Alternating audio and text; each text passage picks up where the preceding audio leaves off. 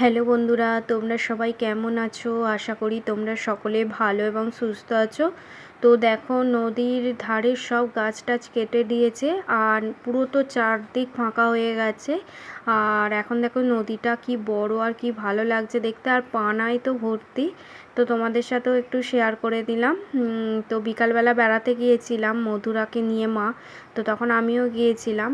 আর আজকে তো আমরা এসেছি এখানে মায়েদের বাড়িতে, আর বদমাইশি করছে প্রচুর। আর দেখো মা আজকে রান্না করেছে, ভাত তো আছেই, আছে করলা ভাজা, আছে পটল ভাজা, এখানে আছে পাঁপড় ভাজা, তো এখানে আছে দেখো মুসুর ডাল, আছে চিকেন কষা, আর আছে দেখো চাটনি।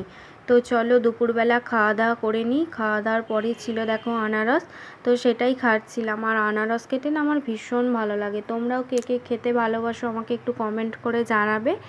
আর তো তারপরে দেখো বিকালবেলা ঘুরে আসার পরে আর এখানটা দেখো একটুখানি মুড়ি আর চপ নিয়ে বসেছি। তো চলো এখন খেয়ে নিই, এখনকার মতন টাটা।